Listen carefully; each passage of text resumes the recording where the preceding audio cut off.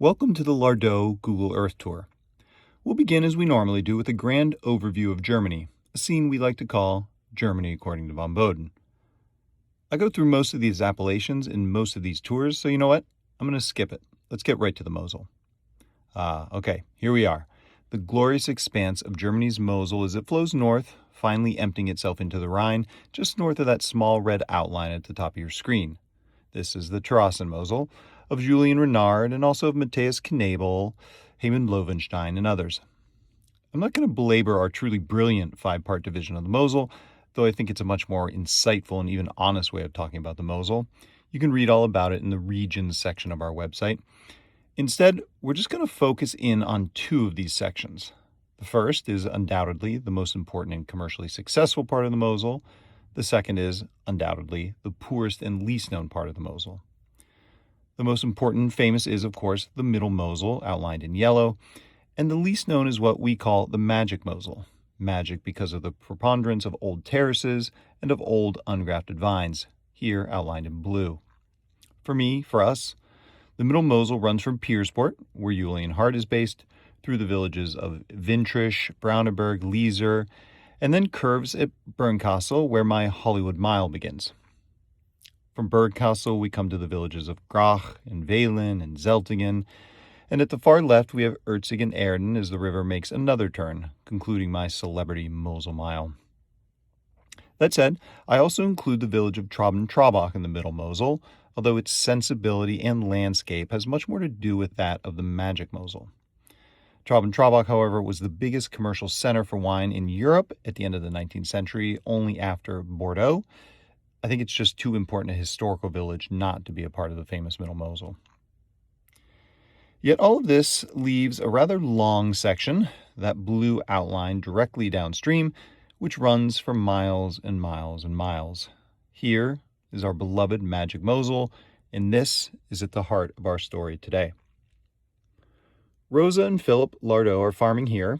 They're working 4 hectares, to be exact, spanning 7 different villages, from Pundrich, this is where Clemens Busch farms, all the way down to Briedern, toward the top of your screen, a village you have almost certainly never heard of. That's okay.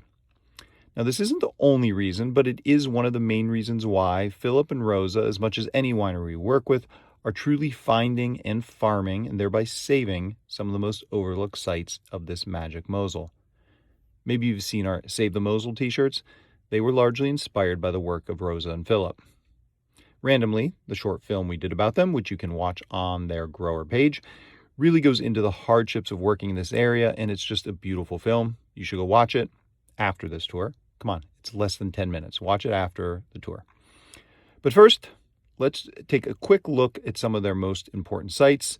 Flowing downstream from the Mosel to Pundrich, where they have a plot of Pinot Noir that largely goes into their basic red called Contact Red.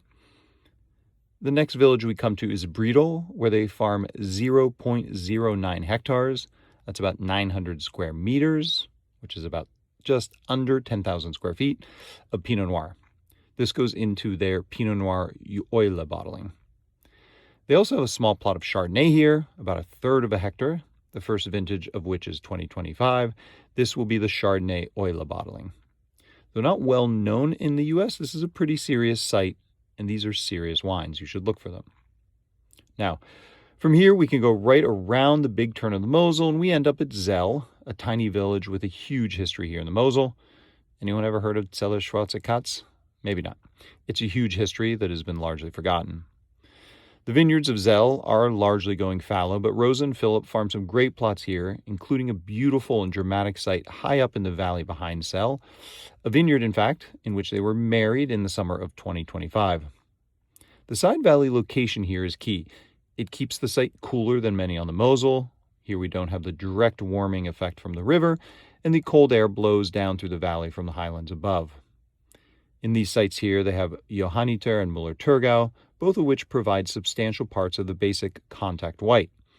There's also a parcel of Pinot Gris, which goes into a separate and delicious Pinot Gris bottling.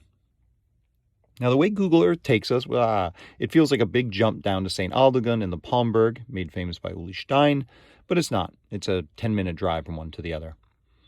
As you might know, Philip worked with Uli Stein for a few years, and Philip and Rosa now farm 2 sites in Stein's hometown of St. Aldegund.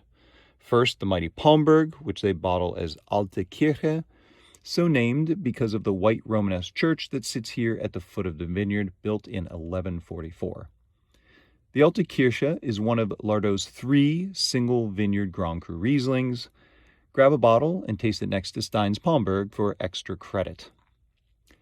Now, Rosa and Philip also farm an amazing terrace parcel of the Himmelreich, the original Himmelreich in fact, which they bottle as Am Bach, referencing the small creek or Bach that flows down on the left side of the terraces. This is their second single vineyard Grand Cru Riesling. We talk a lot about the realities of this site in their grower film, that film which you're going to watch very soon, remember? Heading downstream from here, we can take a quick stop in the village of Neef. Here, Rosa and Philip have another tiny Pinot Noir parcel, again, 0.09 hectares. This goes into the Pinot Noir Steinbruch, or quarry bottling. Finally, we end in Breedern. Remember, that's the place I told you about at the beginning of this tour that you've likely never heard of. It's the most downstream, and the Rupperdomer Herrenberg, their third single vineyard Grand Cru Riesling, comes from here and is bottled as Eichberg.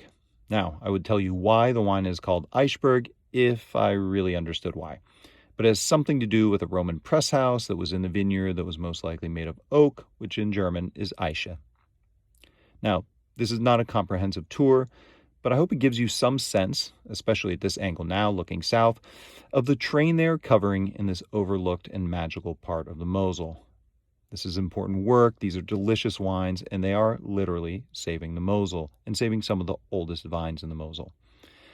By buying and drinking the wines, you can do the same. You can save the Mosel, so do that. And now, go watch that damn movie.